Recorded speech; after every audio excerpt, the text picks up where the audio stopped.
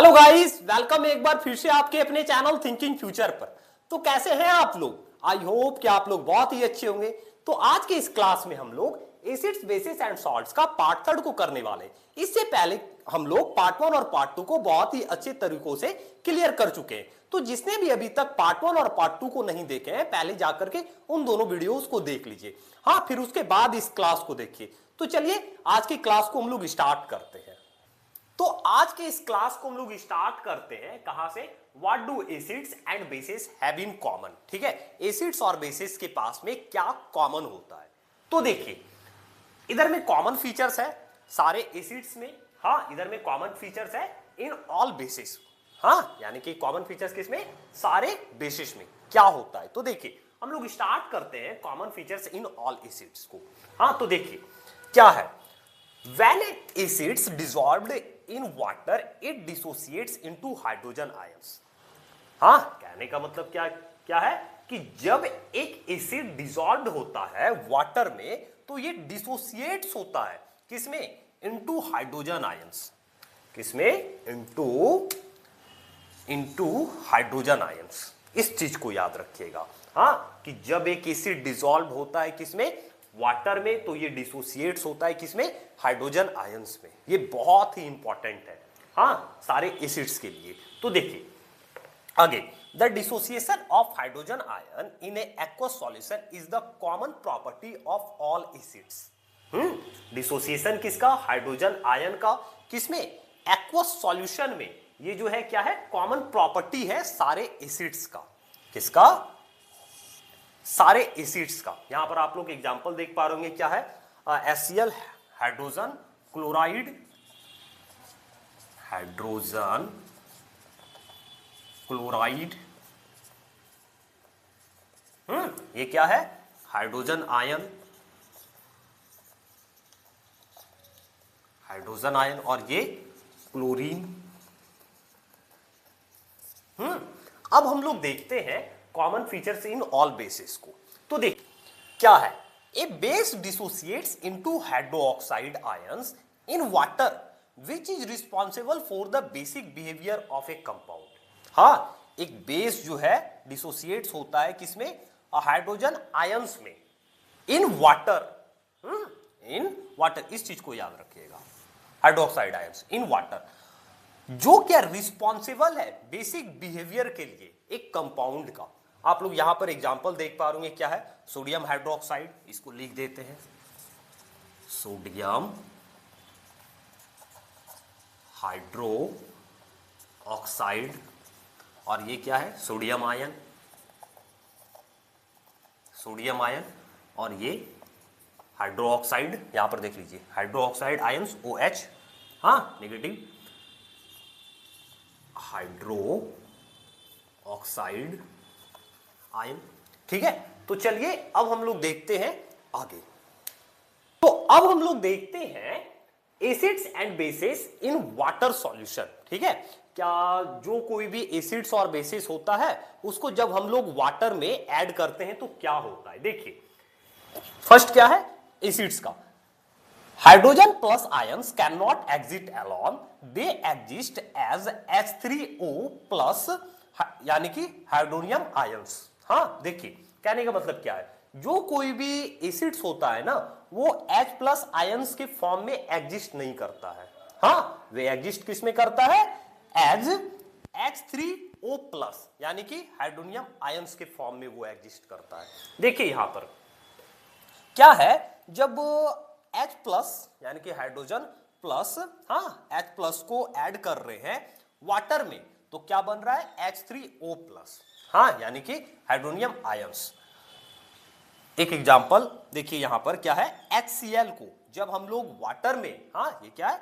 HCl को जब हम लोग वाटर में ऐड कर रहे हैं तो क्या मिल रहा है? हाइड्रोनियम आयन और Cl माइनस। ठीक है, ये हुआ एसिड्स का।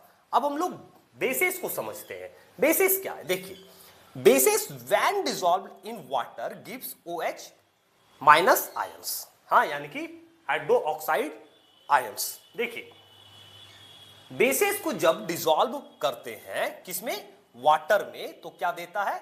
OH minus ions. हाँ, यहाँ पर एग्जाम्पल आप लोग देख पा रहे होंगे क्या है, NaOH। हाँ, को जब हम लोग वाटर में ऐड कर रहे हैं तो क्या मिल रहा है, Na प्लस और हाइड्रो ऑक्साइड आयंस, ठीक है, OH माइनस आयंस, ठीक है। तो चलिए अब हम लोग देखते हैं आगे। तो चलिए अब हम लोग देखते हैं इंट्रोडक्शन टू पीएच। हाँ, पीएच का इंट्रोडक्शन देखिए। पीएच जो है सिंपली आप समझ सकते हैं क्या कि पीएच जो होता है ना वो हाइड्रोजन प्लस आयंस के बारे में बतलाता है।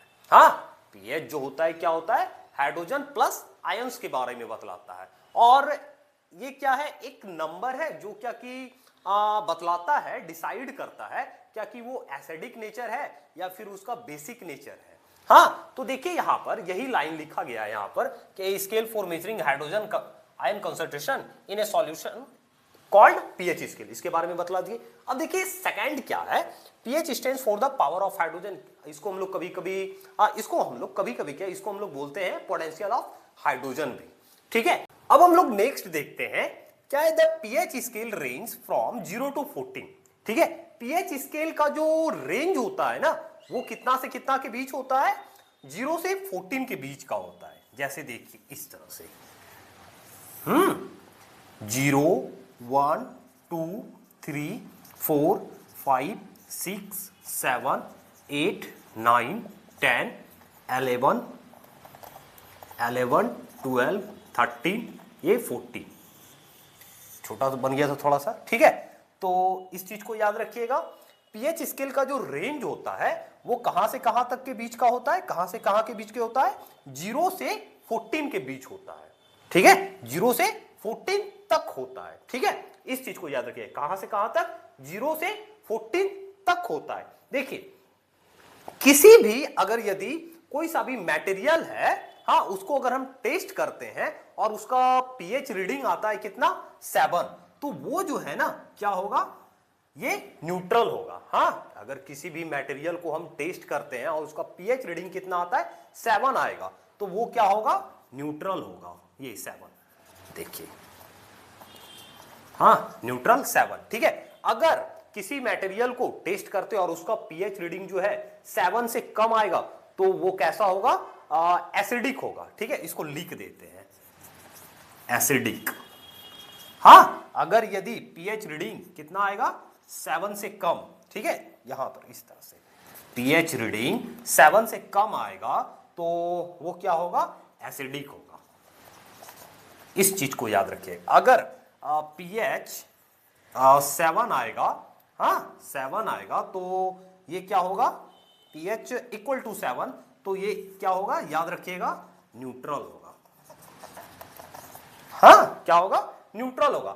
अगर किसी मटेरियल को टेस्ट करते हैं और उसका पीएच रीडिंग जो है 7 से ज्यादा आता है, ठीक है, याद रखिएगा, यहां 0 से 6.9 के बीच, हाँ 6.9 तक, हाँ 0 से 6.9 तक जो आता है ना पीएच रीडिंग, वो क्या होता है, एसिडिक होता है, ठीक है। और 7.1 से 14 तक, 7.1 से 14 तक, हाँ यहां से 7.1 से 14 तक जो पीएच रीडिंग आता है किसी मटेरियल का, तो वो क्या होता है, बेसिक होता है। पीएच जो है 7 से ज्यादा आएगा तो वो क्या होगा, बेसिक होगा। इस चीज को याद रखिएगा, ठीक है। एक बार फिर से बतला देते, 0 से 14 तक पीएच स्केल है, ठीक है। पीएच स्केल का रेंज कहां से कहां तक होता है, 0 से 14 तक होता है, ठीक है। अगर याद रखिएगा किसी भी मटेरियल को अगर हम टेस्ट करते हैं, हाँ किसी भी मटेरियल को टेस्ट करते हैं और उसका पीएच रीडिंग 7 आता है तो वो क्या होता है, न्यूट्रल होता है, ठीक है। और किसी मटेरियल को टेस्ट करते हैं अगर उसका पीएच रीडिंग जो है 7 से कम आता है, ठीक है, यानी कि 6.9 से स्टार्ट होकर के इधर जो चलते आएगा तो वो क्या होता है, एसिडिक होता है। और इधर का पीएच रीडिंग किसी मटेरियल का अगर टेस्ट करेंगे, अगर उसका पीएच रीडिंग जो है 7.1 से, हाँ 7.1 से 14 तक जो आएगा, हाँ तो वो क्या होगा, बेसिक होगा। तो देखते हैं यूनिवर्सल इंडिकेटर को, समझते हैं यूनिवर्सल इंडिकेटर क्या होता है। देखिए यूनिवर्सल इंडिकेटर जो है ना पीएच स्केल ही है, ठीक है। इसमें होता क्या है कि कलर जुड़ा हुआ रहता है, हाँ, तो देखिए अब फर्स्ट पॉइंट क्या है, a universal indicator is a mixture of several indicators. ठीक है, एक यूनिवर्सल इंडिकेटर क्या है, मिक्सचर है सेवरल इंडिकेटर्स का। सेकेंड पॉइंट क्या है, क्या it shows different colours at different pH values. ठीक है, तो इसको देखिए याद करने के लिए कलर जो होता है, हाँ अलग अलग, तो उसको हम लोग याद कैसे कर सकते हैं। मान लिया जाए एक हम बना लेते हैं पहले पीएच स्केल यहां पर। ये क्या है कि 0 1 2 3 4 5 6 7 8, ये तो छोटा हो जाएगा, 1 मिनट रुकिए। 1 0 1 2 3 4 5 6 7 8 9 10 11 12 13 और एक 14। हाँ, तो देखिए इसको हम लोग याद कैसे करेंगे। जिसका भी 12 से 14 के बीच में आएगा, हाँ पीएच रीडिंग 12 से 14 के बीच आएगा, तो उसका कलर जो होता है ना, वो होता है वायलेट। हाँ, वायलेट या फिर पर्पल। अब देखिए ये 8 9 10 11 इसका जो होता है वो होता है ब्लू कलर का। इसका जो होता 8 से लेकर के 11 तक जो आएगा उसका कलर कैसा होगा, ब्लू कलर का होगा। और ये 7 जो है ना, इसका कलर होता है ग्रीन। इसका कलर क्या होगा, ग्रीन। अब देखिए यहां से 4 5 6 इसका जो कलर होता है वो होता है ऑरेंज, ऑरेंज या फिर येलो। ऑरेंज या फिर येलो। अब यहां से यहां तक जो होता होगा 3 तक, उसका कलर होता है रेड। उसका कलर कैसा होगा, रेड। ठीक है, तो चलिए आज के इस क्लास को, इस वीडियो को हम लोग यहीं तक रहने देते हैं। मिलते हैं हम लोग नेक्स्ट के वीडियोस में। तब तक के लिए आप लोग कीजिए क्या कि इस चैनल को थोड़ा सपोर्ट कीजिए, सब्सक्राइब कीजिए, कमेंट कीजिए, लाइक कीजिए, और आज का क्लास कैसा लगा आप लोग जरूर कुछ ना कुछ कमेंट करके जाइए। ठीक है, तो मिलते हैं हम लोग नेक्स्ट के वीडियो में। बाय।